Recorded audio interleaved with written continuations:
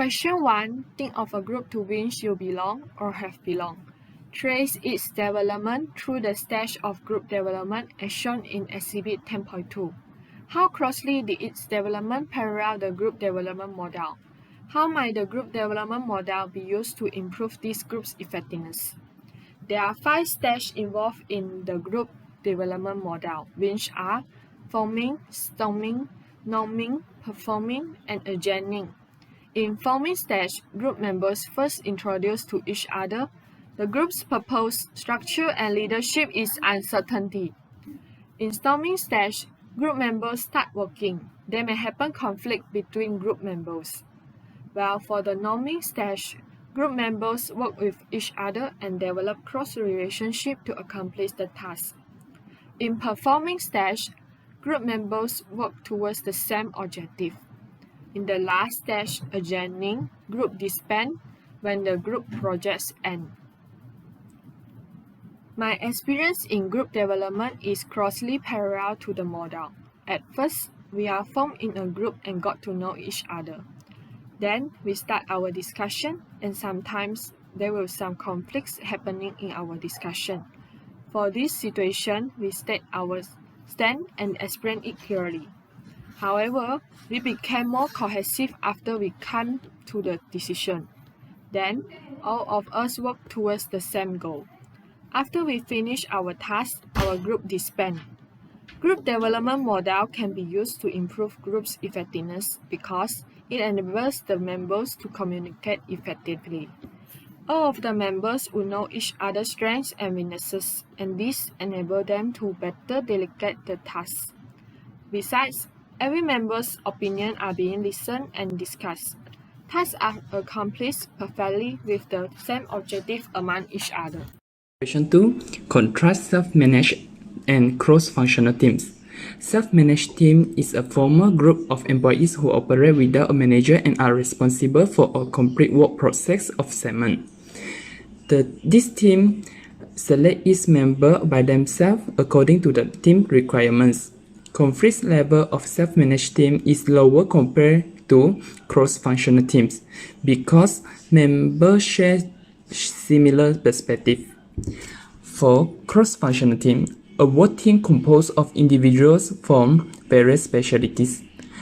Members of cross-functional are from different areas such as marketing, human resources, finance, etc. Conflict level is high compared to self-managed team due to difference in perspective. B. Face-to-face and virtual team. Virtual team is a team that uses technology to link physically dispersed members in order to achieve a common goal. Face-to-face team is a teamwork in close physical proximity and work under the same roof, having face-to-face interaction. Virtual team located by different location and different time zone. For face-to-face team, located at the same location and same time zone. Communication of virtual team is indirect and rely on electronic communication such as electronic mail, video conferencing, and etc. For the face-to-face team, direct and using face-to-face interaction. Meeting of virtual team can be held anytime, anywhere, and more often. For the face-to-face team must be scheduled first and less frequent.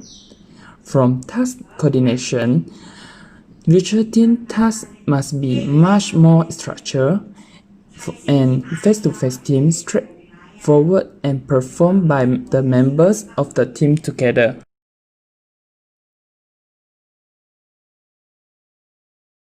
Question 4. All work teams are work groups, but not all work groups are work teams. I agree with this statement. Work groups are defined as two or more interacting and interdependent individuals who come together to achieve specific goals. Work groups can be both formal and informal. They can be command groups, task groups, cross-functional groups, and even self-managed groups. Work teams are defined as groups whose members work intensively on a specific common goal using their positive synergy, individual and mutual accountability, and complementary skills. The use of teams creates the potential for an organization to generate greater output with no increase in inputs. While some may think that work groups and work teams are the same, they do in fact differ. A work group is a group that interacts primarily to share information and to make decisions that will help each group member perform within his or her area of responsibility. Work groups have not need to engage in collective work that requires joint effort. There is no positive synergy. A work team, on the other hand, generates positive synergy through a coordinated effort.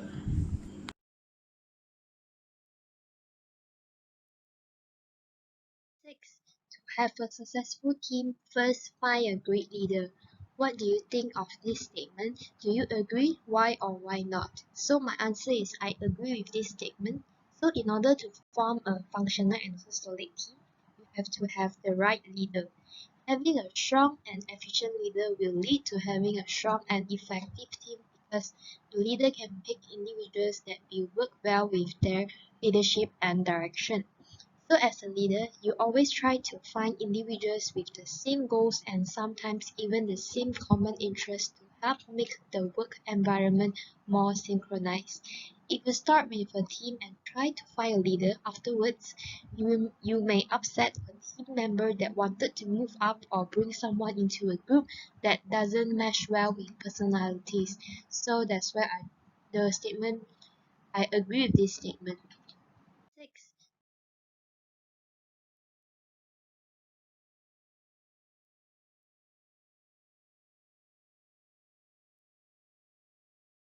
Question 8. Contrast the pros and cons of diverse team. So for the pros, I think that firstly, it leads to increased innovation. When people from different backgrounds and experiences are able to come together successfully, then the unique viewpoints can be blended together to create a better overall product. And secondly, people can be assigned specific tasks based on their specific strengths. Instead of forcing people to focus on their weaknesses, employers with diverse teams can assign more people to projects that are reflective of their strengths. When each team member is able to do something that they are very good at doing, then the quality of the end result can be increased and that makes the employer more competitive within their market. While for the cons, so some diverse teams may be unproductive. Why? Sometimes cultures can be so different that two people are unable to work together at all. Someone growing up in the southern United States in an ultra-conservative household may struggle to adapt to an ultra-liberal household from the Pacific Northwest and vice versa, leading to more moral and less productivity because of the emphasis on diverse teams. And next, there can be too many leaders and are not enough workers. So on diverse teams, there must be one central hub where information flows in for it to be effective. Everyone believes that their perspective is best because it is based on their personal experiences. If there aren't protocols in place to limit people from doing their own things, then common practices cannot be followed and this can create a tremendous amount of disarray.